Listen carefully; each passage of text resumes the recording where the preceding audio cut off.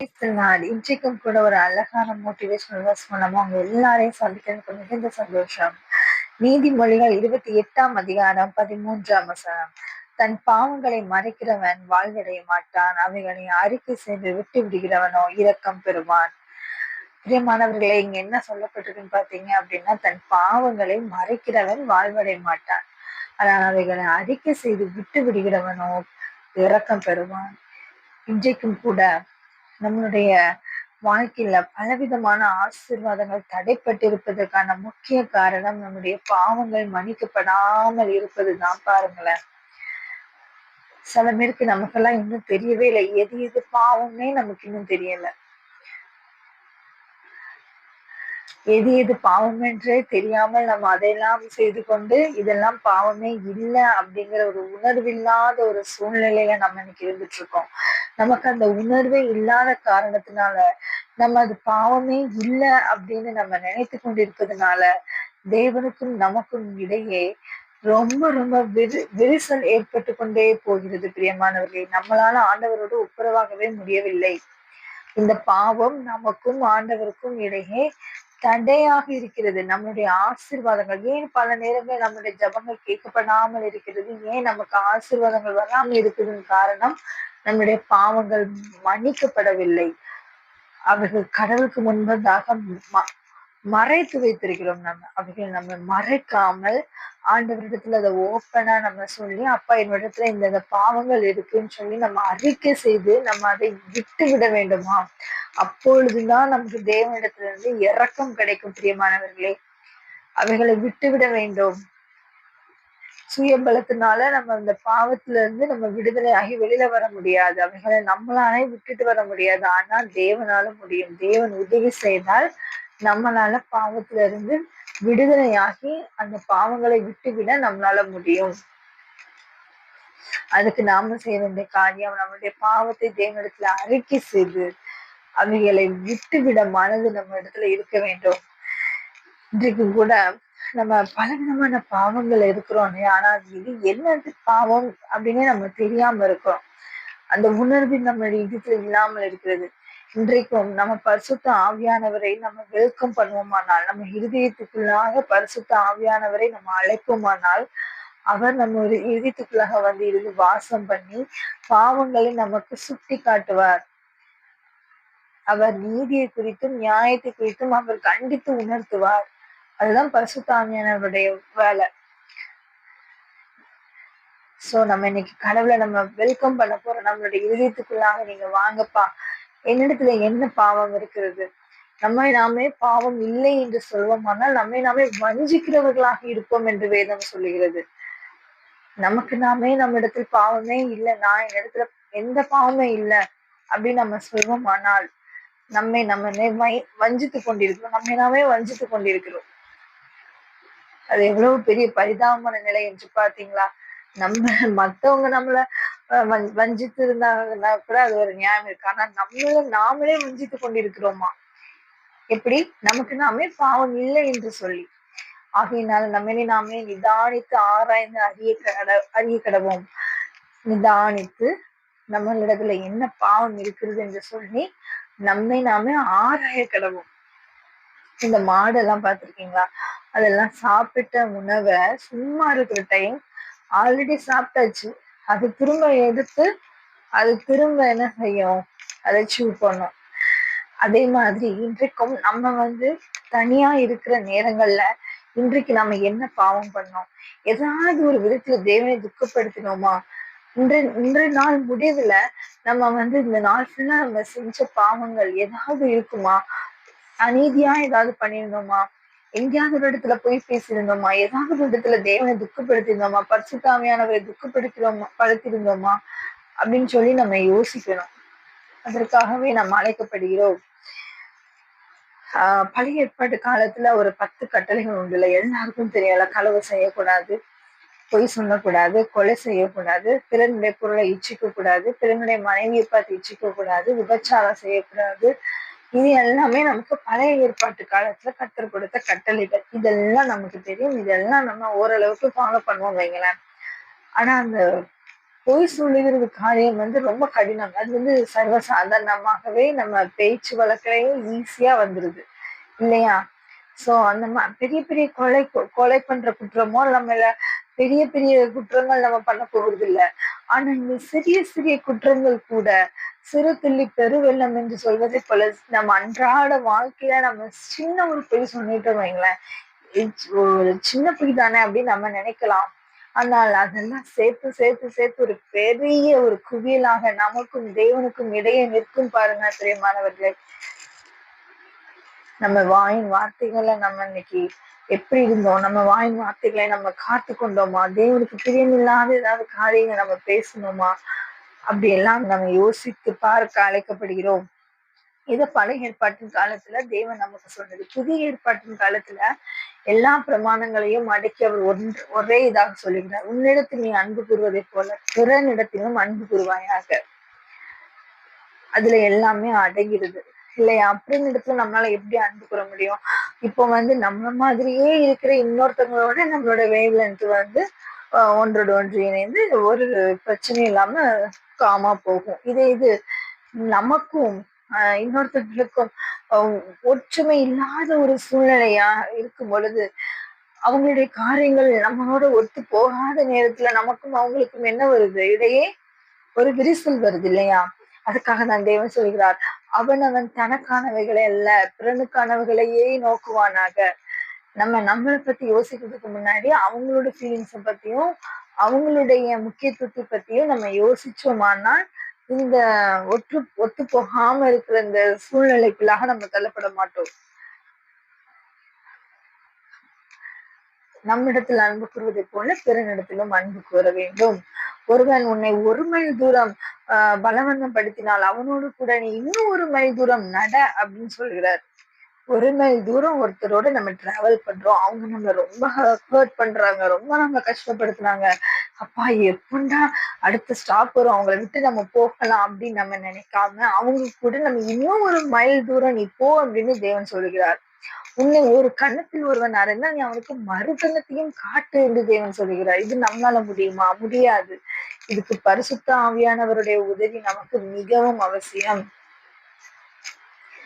பரிசுத்த ஆவியானவர் நம்மளோட இருந்தாதான் நம்மளால இதெல்லாம் பண்ண முடியும். தேவன் நம்முடைய பாவத்தை மன்னித்தாதான் அடுத்த கட்ட ஆசீர்வாதத்துக்குள்ளாகவே நம்ம நுழைய முடியும்.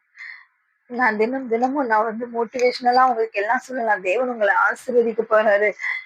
நம்ம துன்பத்தை கண்ட நாட்களுக்கு சரியாக நம்ம மகிழ்ச்சியா இருக்க போகிறோம் அப்படின்னு சொல்லி ஆசீர்வாதமான வார்த்தைகளை நான் தினம் உங்களுக்கு சொல்லலாம். ஆனா நீங்க கேட்டு உங்களுக்கு அதனால எந்த ஒரு ஆசீர்வாதமான காரியமும் நடக்கலைன்னா ஒரு பிரயோஜனம் இல்லை. ஏன்னா இதுதான் பேசிக். நம்ம பாவம் நமக்கு கழுவப்பட்டிருக்க வேண்டும் பிரியமானவர்களே. நமக்கும் ஆண்டவருக்கும் இடையான உறவு சரியாக இருக்குமானால் தான் நமக்கு அடுத்த ஆசீர்வாதத்துக்குள்ளாகவே நம்ம போக முடியும்.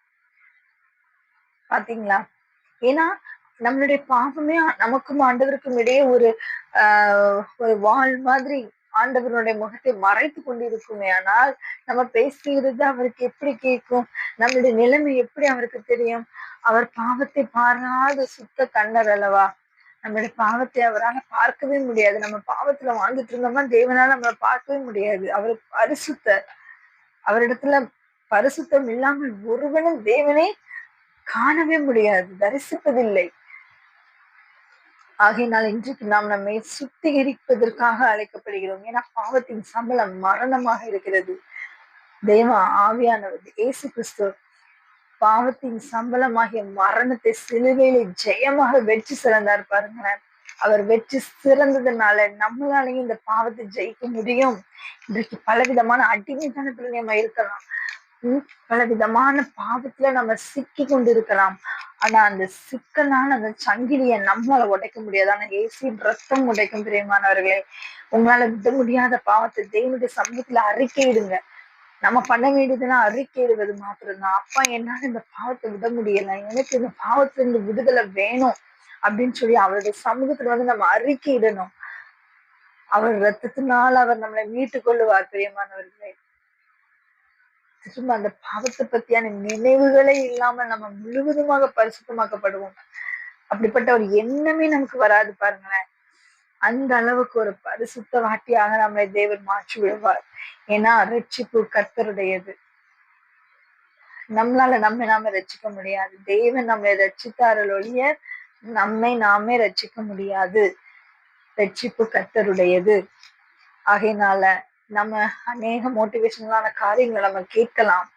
ஆனா அது நம்முடைய வாழ்க்கையில நிறைவேற வேண்டும் என்று சொன்னால் நம்முடைய பாவம் மன்னிக்கப்பட்டிருக்க வேண்டும். நாம் பரிசுத்தமாக்கப்பட வேண்டும். அவர் ரத்தத்தினால நாம் கழுவப்பட வேண்டும். பிரியமானவர்களை, இப்பொழுதும் நாம் ஆண்டவரோடு ஒப்புரவாக போகிறோம். ஒரு பாடல் மூலமாக தேவனோடு நம்முடைய பாவத்தை அறிக்கை செய்து அவரோடு நம்ம ஒப்புரவாகலாமா? உன்னை விட்டு பிரிந்து சென்றேன், அடைக்கலம் நான் தேடினேன், அதில் என்னை நான் தொலைத்தேன், என்னை மறந்து போனேன், உன் கிருபையினாலே நான் மூழ்கினேன், புது வழியை திறந்து நடத்தி சென்றேன், கிருபையினாலே நான் மூழ்கினேன், புது வழியை திறந்து நடத்தி சென்றேன். அப்பா அப்பா உம் மகள் நான், உம் மகன் நான். அப்பா அப்பா உம் மகள் நான், உம் மகன் நான். உன்னை வெறுத்து நான் எங்கே போவேன், நீயே என் அடைக்கலமே, இதுவரை நான் அறியேன், நானே உன் பிள்ளை என்று. உன் கண்கள் என்னை விட்டு விலகவில்லை, உன் நிழலே நான் எந்தன் பாதுகாப்பு.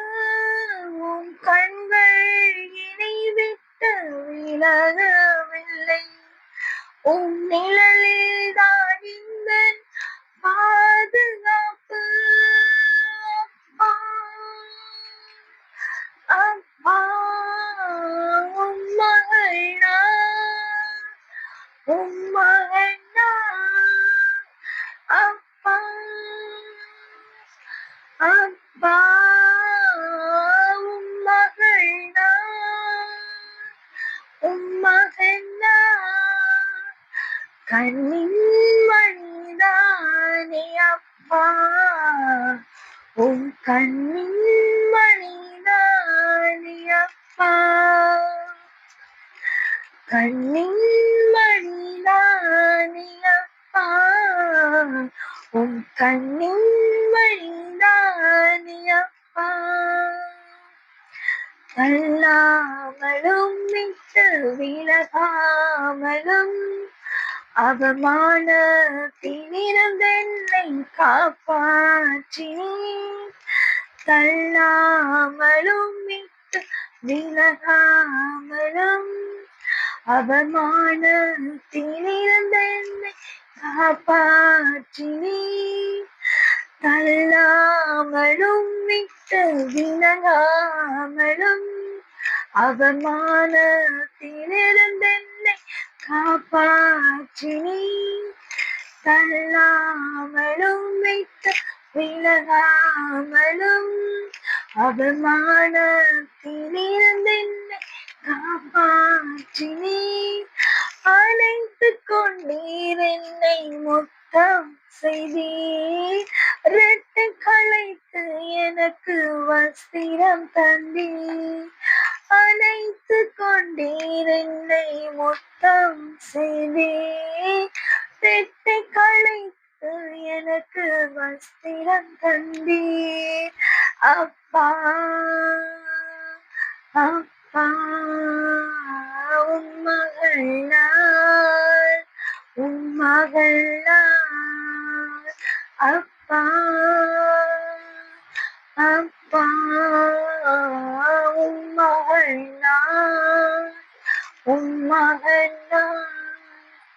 கண்ணின் மணிதானே அப்பா, உம் கண்ணின் மணிதானே அப்பா,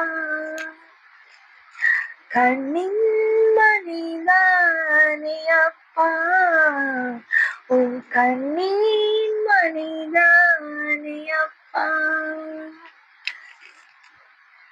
பிரியமானவர்கள், நாம் தேவனுடைய கண்ணின் மணி. நம்ம எல்லாம் இப்ப நம்மளுடைய கண்களுக்கு கிட்டதான் இது ஒரு திங்ஸ கொண்டு போனீங்களா, ஆட்டோமேட்டிக்கா நம்மளுடைய கண் இமைகள் தானாகவே மூடும் பாருங்களேன். அதே மாதிரியான இடத்துல நம்ம இருக்கிறோம். தேவனுடைய கண்கள் கண் பக்கத்துல இருக்கிற பாருங்க, நம்ம ஆப்பிள் ஆஃப் ஹிஸ் ஐ, அவருடைய கண்ணின் இமைய போல நம்மளை பாதுகாப்பார். தீமையான காரியங்கள் நம்மளை பின்தொடராது. இன்றைக்கு நாம் நீதிமான்களாக்கப்பட்டிருக்கிறோம். நாம் இன்றைக்கு பரிசுத்தமாக்கப்பட்டிருக்கிறோம். பழையவைகள் எல்லாம் ஒளிந்து போயின, எல்லாம் புதிதாயின, புது சிருஷ்டியாக மாறி இருக்கிறோம். என்ன ஒரு சந்தோஷம்! தேவனோடு மீண்டும் ஒப்புரவாய் இருக்கிறோம்.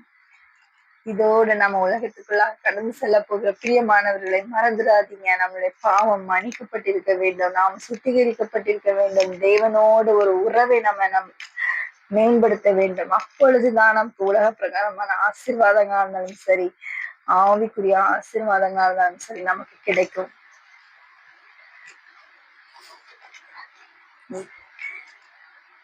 இந்த மோட்டிவேஷனல் காரியங்கள் வேர்ஸ் உங்களுக்கு ரொம்ப யூஸ்ஃபுல்லா இருந்துச்சுன்னா, நீங்க உங்களுடைய ஃப்ரெண்ட்ஸுக்கு நீங்க ஷேர் பண்ணுங்க, உங்க ஃபேமிலி மெம்பர்ஸ்க்கு ஷேர் பண்ணுங்க. தேவனுடைய வார்த்தை மகிமைப்படட்டும். என்னோட கூட சேர்ந்து ஜெபிக்கலாமா?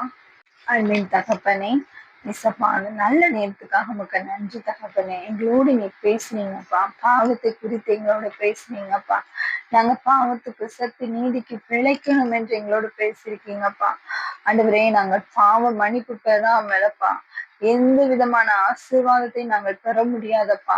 ஆவிக்குரிய ஆசீர்வாதமானாலும் சரி, உலக பிரகாரமான ஆசீர்வாதமானதாலும் சரி ஏசப்பா, முதலாவது எங்களுடைய பாவம் மன்னிக்கப்பட வேண்டும். உங்க ரத்தத்தினால நாங்க கழுவப்பட வேண்டும். ஈசோப்பினாலே நாங்க சுத்திகரிக்கப்பட வேண்டும். தேவ ஆவியானவர் அப்பா, எங்க எல்லாருடைய பாவங்களையும் மன்னிங்க. ஆண்டவரே, பரிசுத்த ஆவியானவர் எங்களுடைய இதயத்துக்குள்ளாக வாங்க. பாவத்தை குறித்தும் நீதியை குறித்தும் எங்களோடு கண்டித்து எங்களை உணர்த்துவீராங்கப்பா. அப்பா, எங்களை உணர்த்தும் சுவாமி. அப்பொழுது நாங்கப்பா பரிசுத்தத்தை நோக்கி ஓடி வருவோம் ஐயா. ஆண்டவர், இந்த உணர்வில்லாத ஜனங்களை போல் இல்லாதபடிக்கு தேவ ஆவியானவர் எங்களை உணர்வுள்ளவர்களாக மாத்துவீனாகப்பா. கத்தனால் உண்டான பயங்கரம் ஆண்டவரே, எங்களை உணர்வுள்ளவர்களாக மாத்துட்டும் சுவாமி. உமக்கு முன்பதாகப்பா நாங்கள் உண்மையும் உத்தமத்தோடும் நடந்து கொள்ள எங்களுக்கு உதவி செய்வீராகப்பா. பாவத்தை மன்னித்து ஆண்டவரே எங்களை பரிசுத்தமாக்கினீர் என்று விசுவாசிக்கிறோம் சுவாமி. இன்றையிலிருந்து நாங்கள் நீதிமானாக்கப்பட்டவர் பிள்ளைகளாக உலகத்துக்குள்ளாக கடந்து செல்ல உதவி செய்வீராகப்பா. இப்ப இயேசுவின் மூலம் ஜெபிக்கிறோம் ஜீவனுள்ள நல்ல பிதாவே, ஆமென். பிரியமானவர்களே, நம்மளுடைய பாவத்தை தேவன் மன்னித்திருக்கிறார். நாம் இப்பொழுது புது சிருஷ்டியாக இருக்கிறோம். பழையவைகள் எல்லாம் ஒளிந்து போயின, எல்லாம் புதிதாயின. தேவனோடு ஒப்புரவாயிருக்கிறோம். இனி நாம் கேட்கும் காரியங்களை தேவன் நமக்கு ஆம் என்றும் ஆமேன் என்றும் பதில் தருவாராக. இன்னும் ஒரு அழகான ஒரு மோட்டிவேஷனல் வேர்ஸ் மூலமா அவங்களை நான் மீண்டும் சந்திக்கிறேன். இது உங்களுக்கு பிரயோஜனமா இருந்துச்சுன்னா உங்க ஃப்ரெண்ட்ஸ் எல்லாருக்கும் இதை ஷேர் பண்ணுங்க. உங்க ஃபேமிலி மெம்பர்ஸ் எல்லாருக்கும் ஷேர் பண்ணுங்க. தேவனுடைய வார்த்தை மகிமைப்படட்டும். தேங்க்யூ. God bless you.